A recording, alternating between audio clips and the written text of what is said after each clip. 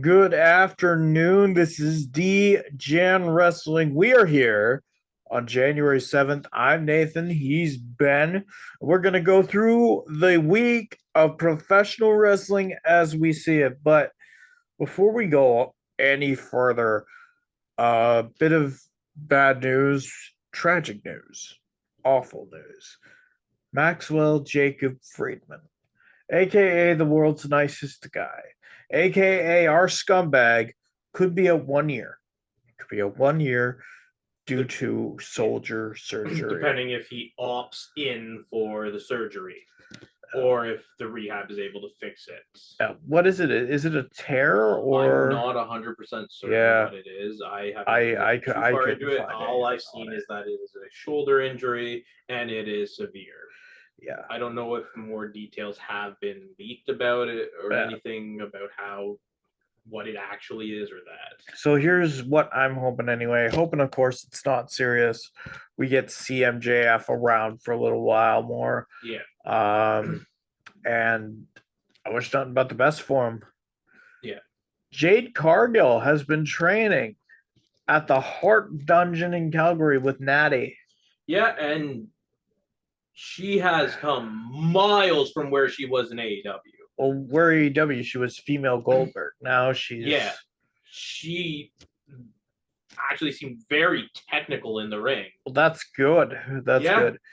Other people that have trained there, I've seen as well. BFAB.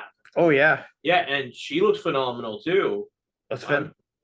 Hey, if you're going to keep Natty around... That is a great way to use her. There were a few guys there as well. I don't remember who, but those were two of the major ones that were prominent in showing video of what was going on with the training.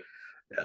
So, I don't know. For me, it's nice to see WWE taking that approach with Jade Cargill. Yeah. Knowing how good she is and knowing where she was in terms of how green she was. Because she could be a game changer. Yeah. She could. And she's young enough to where if she were to make a debut, say, at the Royal Rumble, make it to the Final Four or Final Five, I could see it. I really could. I would not be surprised if she showed up in the Royal Rumble this year. Yeah. That being said, what brand would you put her on? Do you have any idea? SmackDown. That's true. They do need. I know before I was saying that she is too green to be on the main roster. She needed to go to NXT or something. But with all the training she's been putting in with Natty at the dungeon and all that,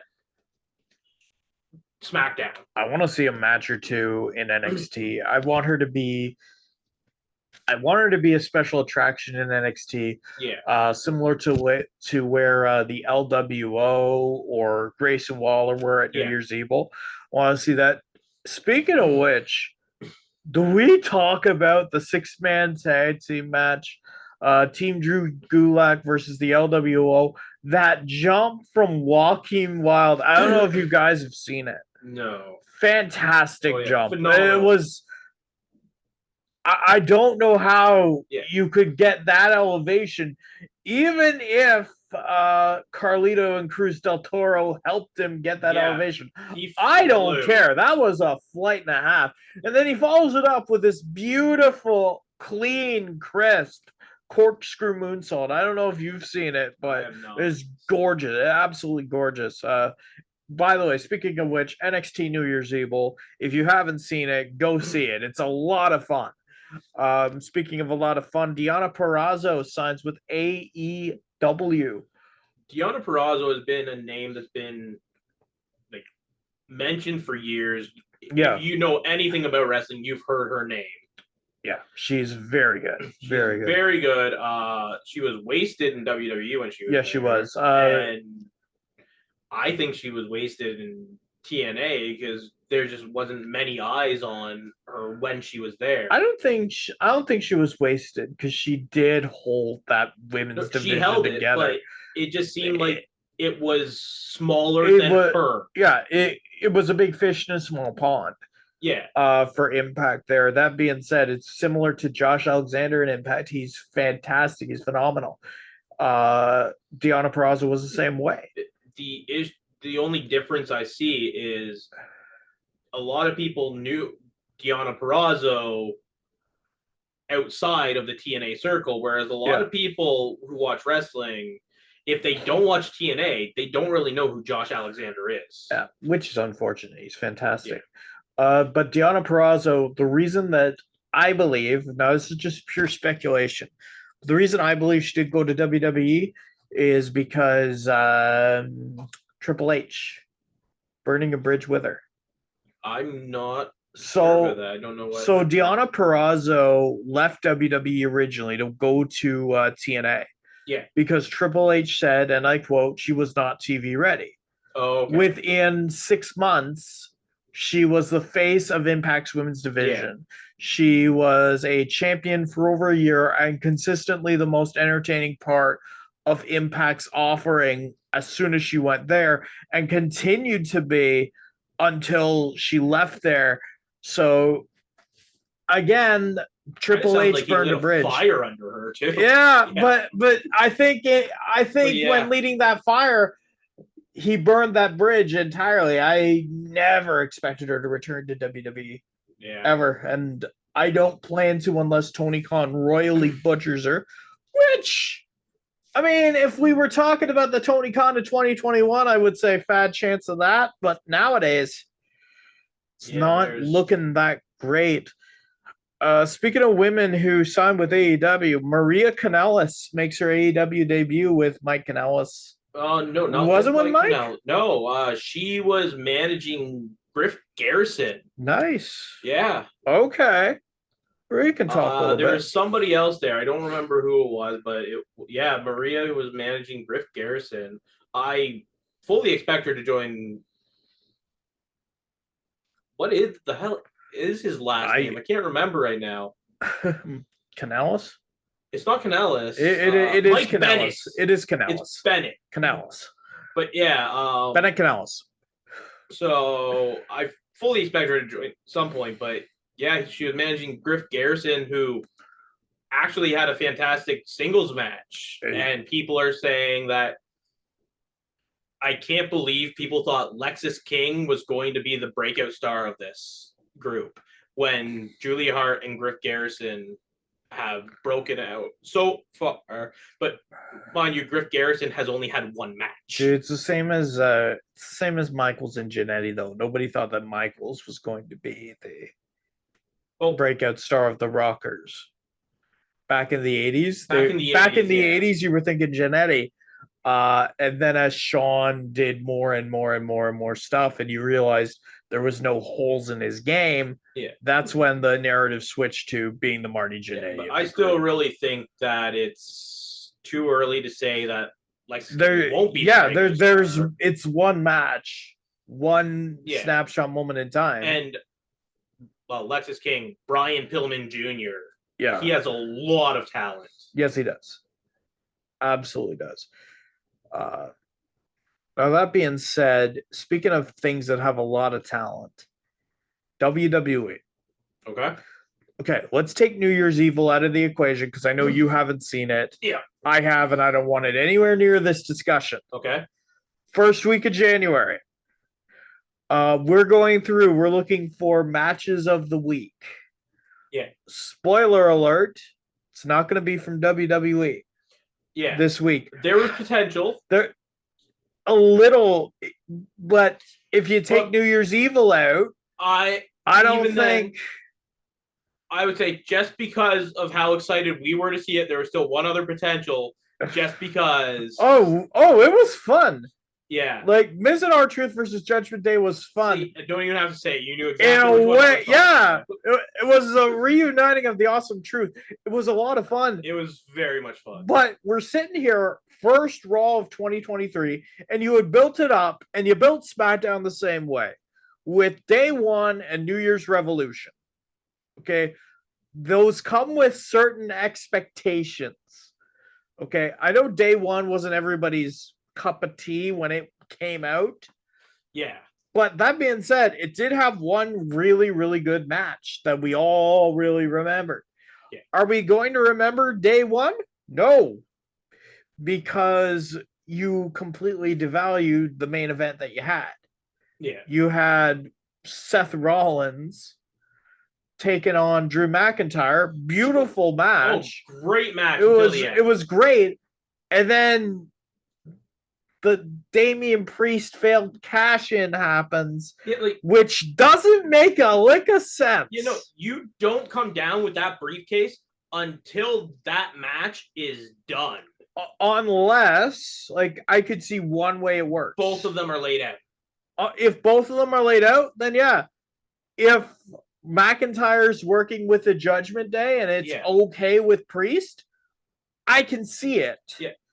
To distract Rollins. Of the Judgment Day comes There's a lot of ways you could have made this work, but you do it in probably the worst way I have ever seen a botched cash-in. It makes Priest look like an idiot.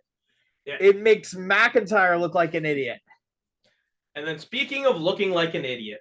Oh my God. The end of SmackDown. Yeah, it ruined the triple threat. The Roman triple threat Reigns was fantastic. Has been built as this all-powerful, very smart, very calculating person.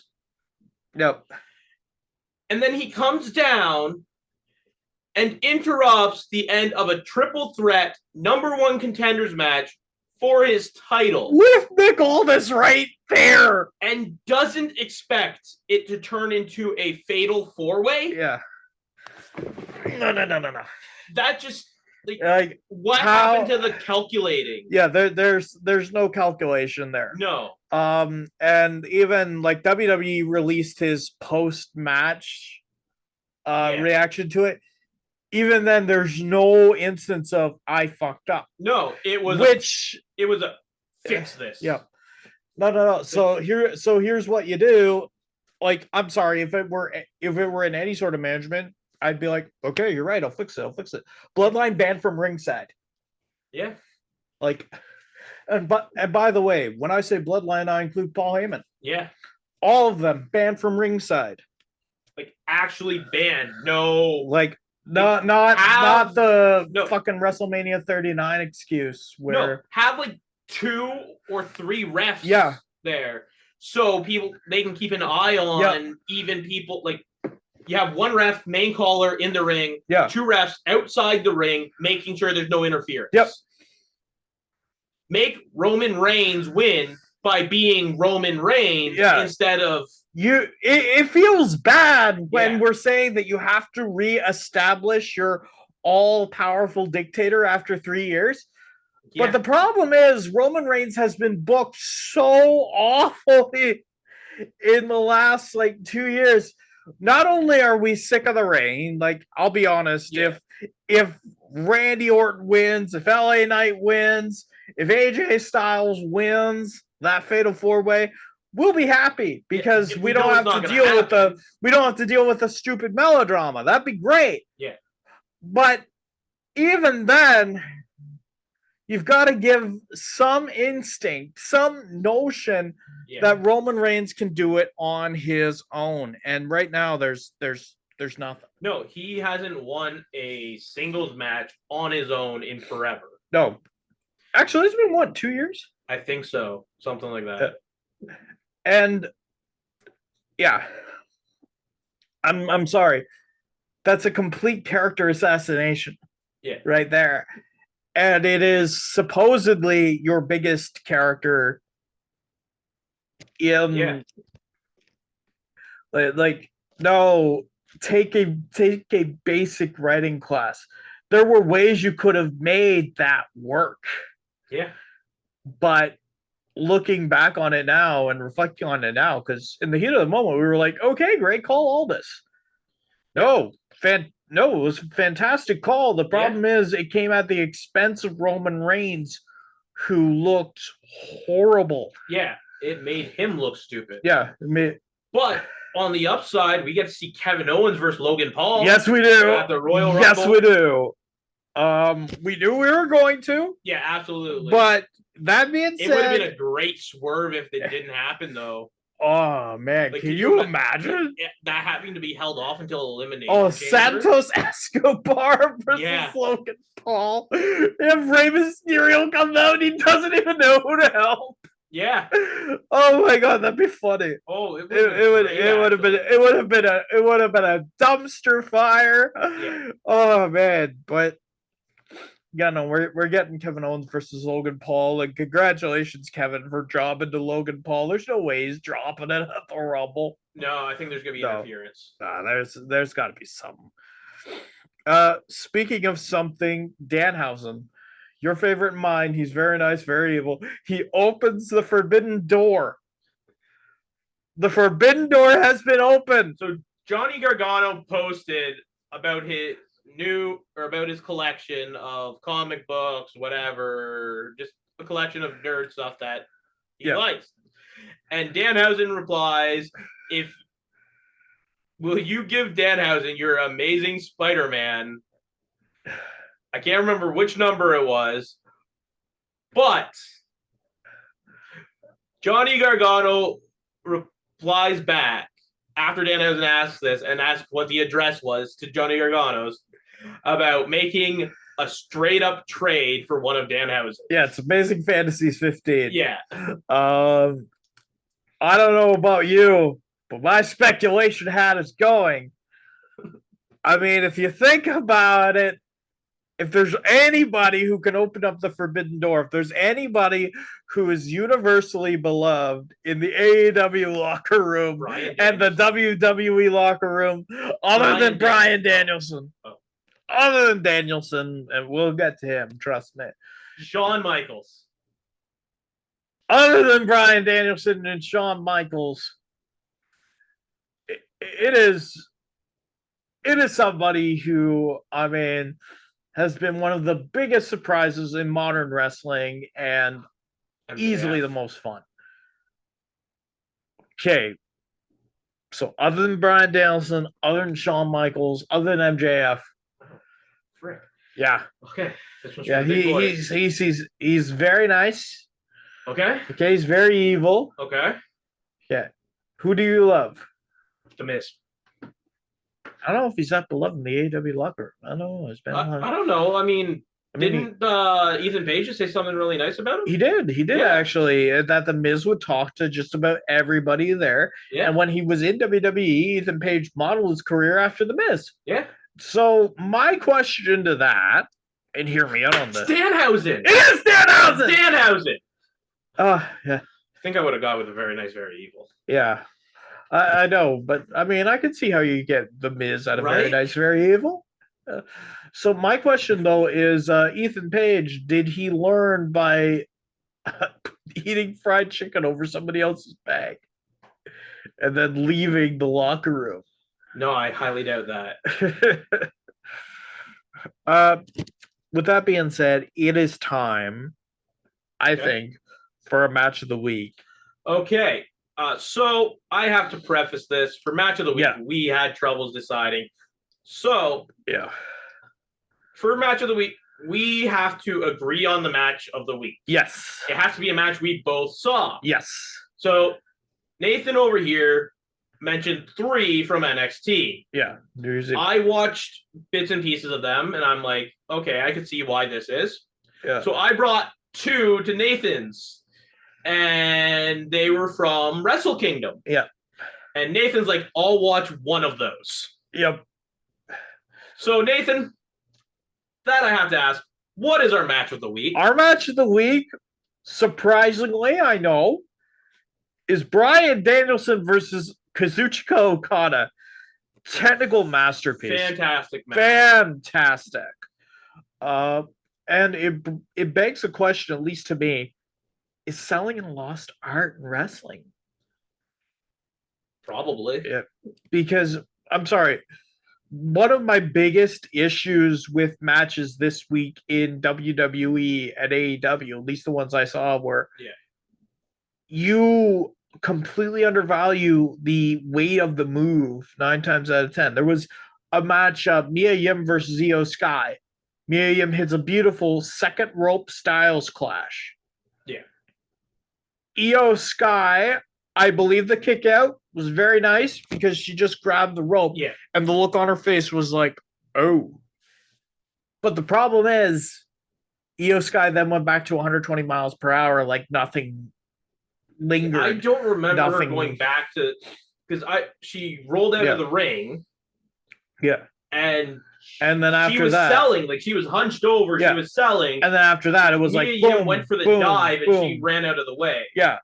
But then it was Io Sky hitting a bunch of high impact stuff after that. It was like 2 moves after that. Yeah, but it was all like really high impact, really quick.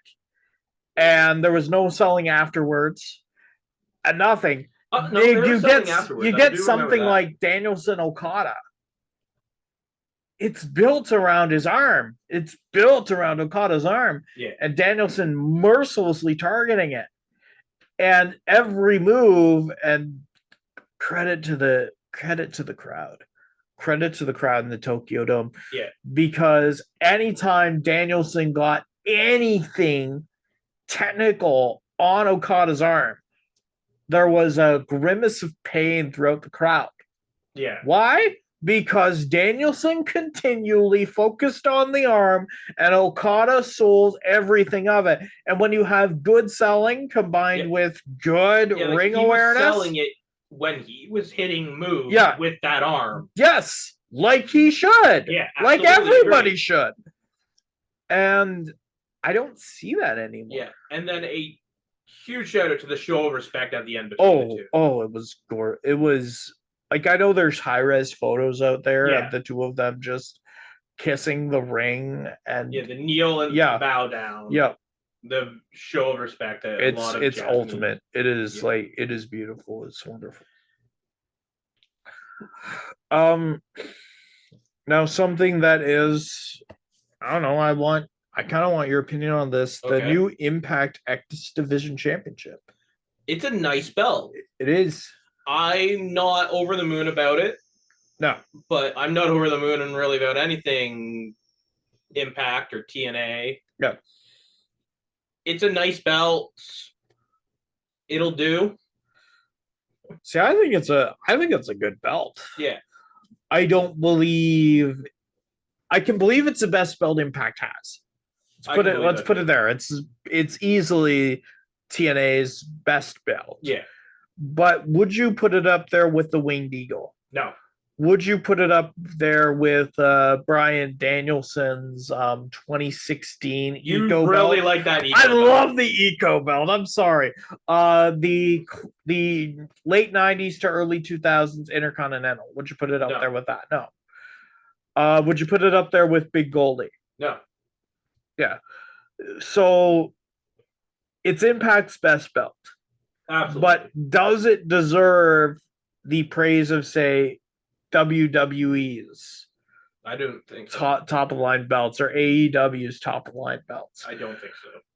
And that's my problem. Yeah. If you're going to anoint something as the best belt or the best anything, remember your history and remember the belts that you could have. Absolutely. And hey, for the record, I will take it above the blue Universal WWE belt. Yeah. That Roman Reigns has. It looks like I a toy. will take it above the freaking WWE Championship. Yeah, right. It looks nice, but is it the best belt ever? No, by no means. Speaking of things kind of, past their prime or those doomed to history or doomed to repeat it, rumors are circulating right now. It's going to be The Rock versus Roman Reigns at Elimination Chamber. This is because The Rock came back. Speaking of which, shout out to Return of the Week, Jinder Mahal. Completely disagree. I think if you cut his promo time in half, I think if you don't give him promo time and don't invite him back, Return of the Week. I liked the fact that Jinder was here. Like, we were both in the same room when Jinder Mahal returned. So I called it too. But even then, it was a lot of fun. I had a smile from ear to ear. I was saying, don't hinder Jinder. Yeah, but no. You were a stick in the mud for Jinder Mahal, let's be honest. I'm not a stick in the mud for somebody who's crap. You can't be a stick in the mud for somebody who literally does nothing, comes back after or working out a bunch. I don't know, and then gets a title shot out of nowhere. He was managing Indus Share, by the way, right now. Anyway. Right now, but I mean before. Well, see, I'll let you in on a little secret, okay? There's no reason to have Jinder Mahal there. WWE is a global marketing powerhouse, okay? And what do you do when you can't get the Great Khali in India? You get the Canadian-born Indian Jinder Mahal, who can't get over there either. To show up and take the belt for, I don't know, what was it? Like no one was happy 3 months too long. Yeah, no one was happy about that. I don't know. I was very happy to see Jinder Mahal return. We got a second return that was nowhere near as good. Much better. In The Rock. See, I disagree. I don't even think it was The Rock's best return in this fiscal year. No. Since WrestleMania. But it was still better than Jinder. I'm just like, I don't want to hear The Rock's greatest hits anymore. I want to see what The Rock can do on the mic against somebody like a Paul Heyman. See, and that was my issue with him, with the Jinder coming out. If it had have just been The Rock, it probably would have been much better. Because it made no sense to have him come out after Jinder. It made no sense to have Jinder come out there. It's a return. Jinder hasn't been gone.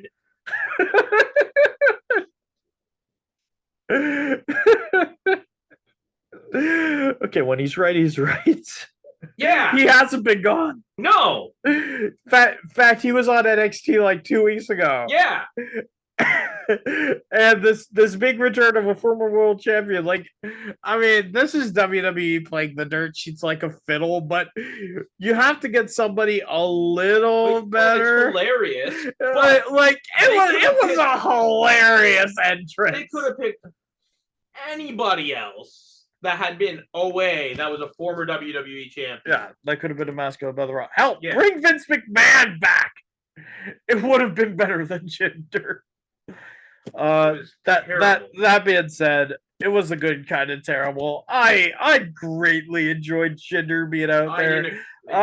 Any of it was about 6 minutes out of 8 minutes alone for Jinder too long. See, whereas I think it was 8 minutes too long, and there was just too much Jinder when there should have been no Jinder. Dude, why Jinder and Jinder Mahal? I've already said it. You agreed with me. Anyway, okay, let's go from somebody who we've got, subjective opinions on. Okay. Yours much more negative than mine. To somebody who's much more positive. Okay. We both agree on this guy. Nick Nemeth. Nick Nemeth, yeah.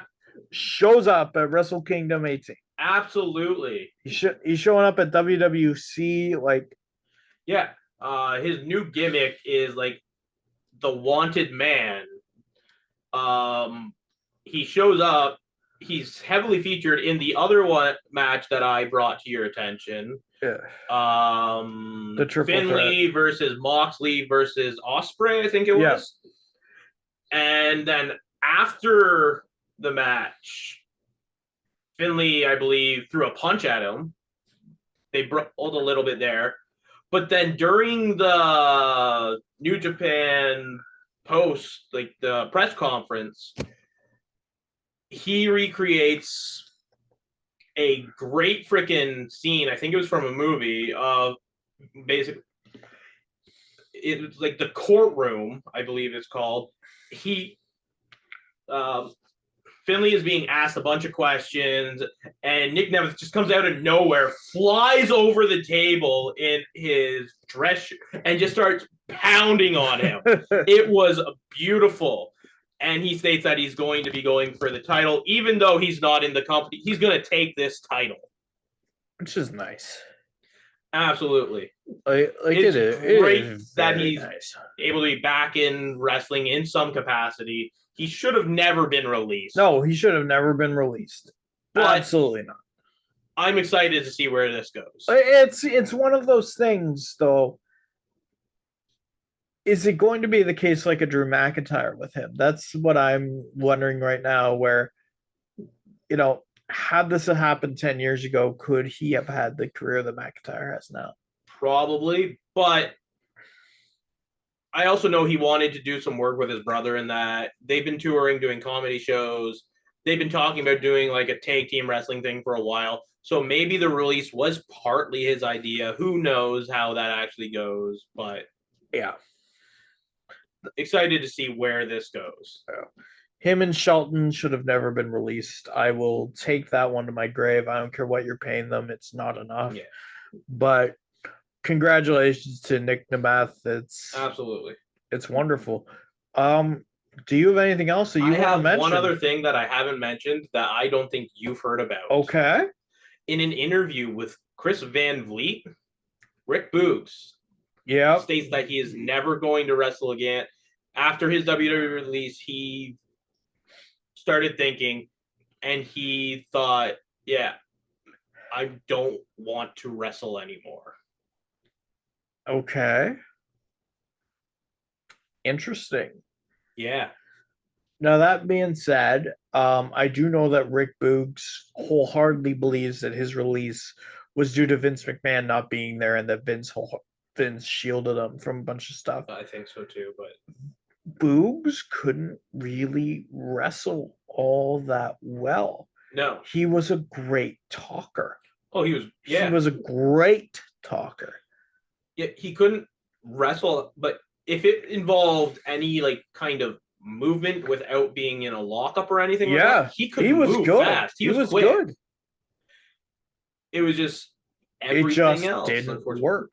No, I think he could have done a lot better, but yeah, that's pretty big news. I do know that Rick Boogs was, out after Vince McMahon, and wholeheartedly believe that Vince McMahon was the one who saved his career. Much like how a lot of people talk about Triple H now, that's how Rick Boogs talked about Vince McMahon. Yeah.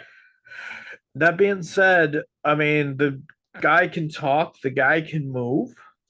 He might have had a couple issues here and there. He could have been.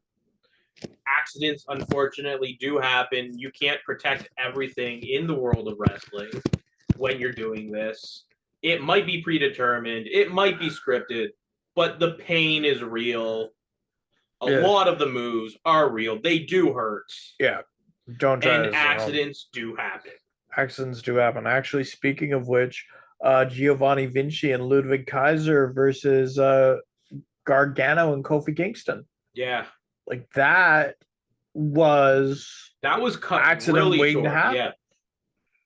And the thing that surprised me the most about that is actually how smoothly Raw went after that. Yeah. Like it seemed to not miss a beat. It seemed like nothing was filled in last minute, extended for time or things like that. Really? It didn't really feel like it. Really? Yeah. I can think of one. Besides the gender promo? I think the gender promo took what time they had. I think that's why they had Jinder go out there and talk for 8 minutes. See, I don't. You think that whole thing was planned? I unfortunately do. I want to know you. Very much unfortunately do. I don't think Triple H is that big of a troll. I do. I think there is just probably a couple minutes added to certain matches after that. I'm trying to think. Well, Miz, like Awesome Truth versus maybe that promo was added at the beginning to that. Oh, that happened before. Yeah, that happened before, so that's nothing. But yeah, no, it just seemed like If that's how they improvise, I'm all for it. Yeah, it wasn't a bad improvisation. No. It seemed very logical. It seemed like what they were wanting to do to troll people. And I fully believe that was a big troll on Triple H's part. And that's the only reason I laugh about it. I don't believe he'd give Jinder 8 minutes if he didn't have to. I do, just because I think it'd be good for a laugh. Like I'm sure he went to Jinder and was like, go out there and talk until we hit the Rock's music. I could believe. I could hear that. I could believe that one. And it was a bit of a prank on Jinder as well. It's a rib on Jinder. Hey, we never give you time. Yeah. Hey, we're gonna give you time, buddy. Yeah, no, it seemed to go pretty smoothly, transitionally after that. It didn't seem like anything was really killed off besides the crowd from Jinder. When The Rock can't bring the crowd back right away. Yeah. That's... Yeah, I think that's when Triple H was like, oh, maybe I did make a mistake. Yeah. When the... I'm sorry.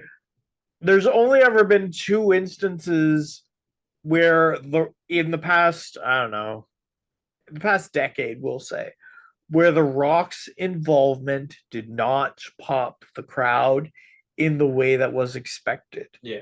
Royal Rumble 2015, when he came out and raised Roman Reigns' hand. Yeah. And this one with Jinder. It took The Rock a lot to get the crowd back. Yeah, and it was the audience chant that done it. Yeah. So what are we at for time? Do we? I honestly, I don't think we got anything else to say, really. I don't know. I don't know about you guys. I don't know about you, but no, I think we're good. I think we're good for the. Yeah. So anyway, guys, if you want to see more of us, find us on Degen Wrestling on TikTok. We will post there more. We promise. We will try to post there more. No. We will post there more. We will try and succeed. At one point, we were posting daily. Yes, we were. So we won't say that we will post more just because of that. Yeah, but we will try to be consistent. More than what we have been over the holidays. It's been crazy time for us. A lot going on, unfortunately. Yeah. Work happens. Life happens. What can you do? Yeah. That being said, thank you so much for watching, listening to us. Follow us on TikTok, Degen Wrestling. Follow us here on YouTube. And if you've got a wrestling take or a wrestling match you want us to take a look at, maybe give a review to, send it to us. Let us know.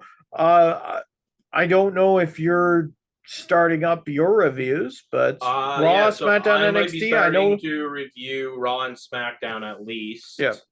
I'm hoping to start that within the next month or so, but we'll see where that goes. I generally don't have much time between when Raw ends and I got to work the next day. Yeah. But I'm going to try and we'll see how it goes. And maybe I'll be able to get Nathan in there a couple times too. Yeah, we'll see. I'll do that. What the heck? Yeah. But anyway, thank you guys for watching or listening to us. And we will see you all next week.